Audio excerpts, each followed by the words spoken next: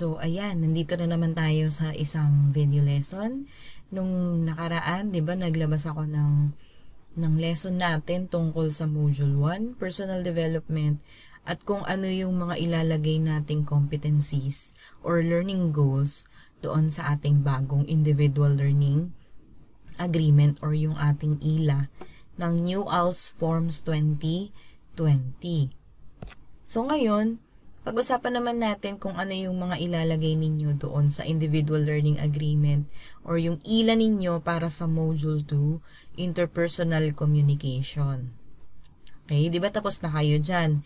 So, ang gagawin nyo na lang dyan, lahat ng competencies na nandoon sa Module 2 ay ililipat nyo doon sa ating form. Ayan.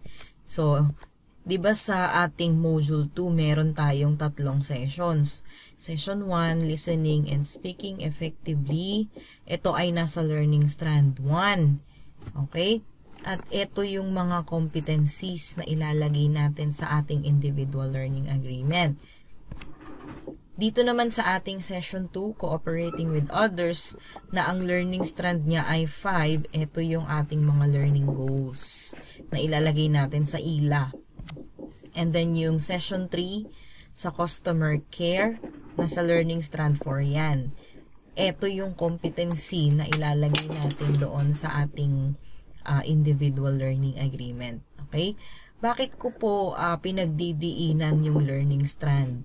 Kasi gagamitin nyo yung Learning Strand mamaya doon sa ating pangalawang form, yung Record of Module Use. Diba? Kung napanood nyo na yung video ko, makikita nyo doon na hinahanap ni form yung Learning Strand ng bawat title ng module. Okay? So, sige. Eto siya. Doon sa Module 1, katulad din ito ng ginawa ko doon sa Module 1 nga, na ginawa ko siya sa Word para ma-type ko lahat yung competencies at hindi na kayo mahihirapan na isulat. 'Di ba?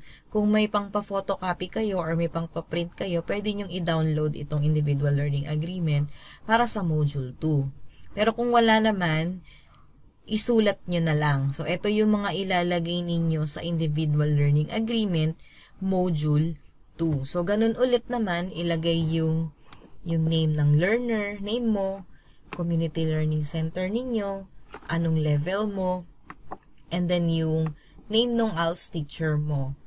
Okay? So, na-discuss ko na, di ba, kung paano gawin itong Individual Learning Agreement. Ang pinag-uusapan na lang natin dito ay yung competencies or learning goals na galing doon sa ating life skills module 2.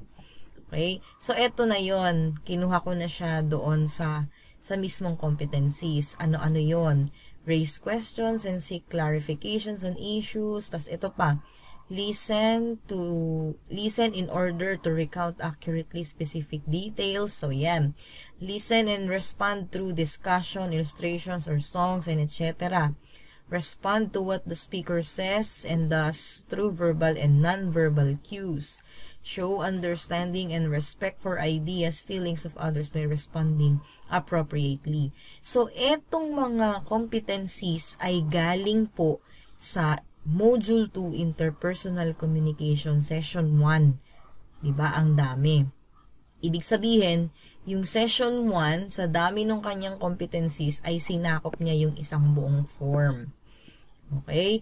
Ano yung mga learning activities and strategies o mga pamamaraan para matutunan natin itong mga learning goals? Since gumawa na kayo ng module, malamang may natutunan kayo doon, diba? So, ang learning activities and strategies natin na ilalagay ay read and do the activities in the Life Skills Module 2, Interpersonal Communication, Session 1. At inassign ko kayo na manood ng video lesson kung paano sasagutin yung Module 2, Part 1. Diba? Gamit itong link. So, ito yung mga learning activities and strategies natin para maaral nyo itong Module 2, Session 1. Tapos yung timeline, ilagay nyo dito kung kailan kayo nag-umpisa na gumawa nitong nitong Module 2. So, ayun. Yung dito sa review of learning goals, ako nang bahala dyan. Okay.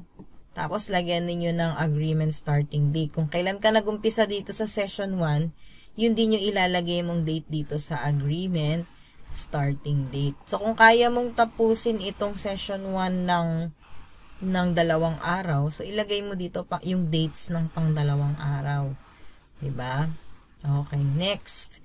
Ito naman yung sa competencies ng Module 2, Sessions 2 and 3.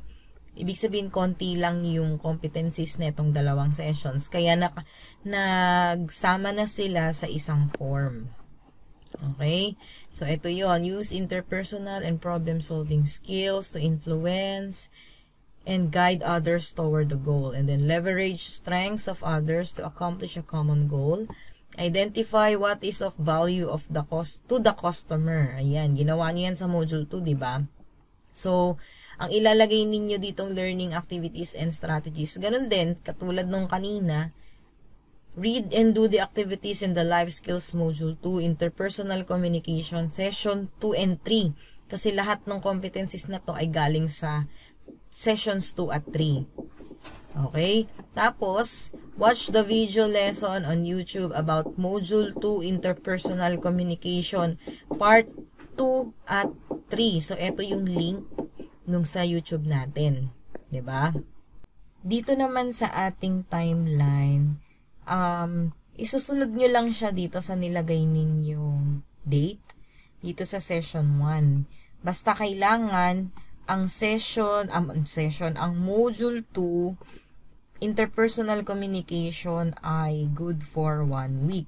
So, kung kailan kayo nag-umpisa dito, bahala na kayong maglagay ng timeline nyo sa bawat session. Kung ilang araw nyong natapos. So, halimbawa ito, marami siyang competencies. Pwedeng 3 araw to. So, meron pa kayong natitirang 3 araw or 2 araw para 5 days. So, pwede nyo ilagay dyan. Kung kinaya nyo yan ng 1 araw lang, di ilagay nyo dito yung date nun. O kung 2 araw or 3 araw, ilagay nyo dito. Basta yung ilalagay ninyo dito ay pasok doon sa agreement starting date at saka sa agreement finishing date. Diba? 1 week lang yung ating binigay na agreement. Yun. So, huwag kakalimutan, yun nga, yung starting date kung kailan ka nag-umpisa nung sa session 1. So, ganun din yung ilalagay mo dito. Kasi karugtong lang naman ito ng Module 2. So, kung may tanong kay ma'am, pwedeng mag-PM, pwedeng mag-comment dyan para masagot natin. Huwag kakalimutan yung signature, ha? Tapos, abangan ninyo yung Module 3, 4, 5, and 6. Ayan, pati yung record of module use. So, ginawa ko na yon. Tuturo ko na lang sa inyo kung paano nyo gagawin. Okay? At kung paano nyo isusulat yon sa inyong form. Bakit ko po iniisa-isa? Kasi gusto ko po specific yung inyong pag-download. Pag kasi sama-sama yung mga forms, baka malito kayo. So, dapat isa-isa lang. Okay? 1 step at a time nga, diba? Okay. So, yun lang. Abangan ninyo yung susunod nating lessons. Thank you so much for listening.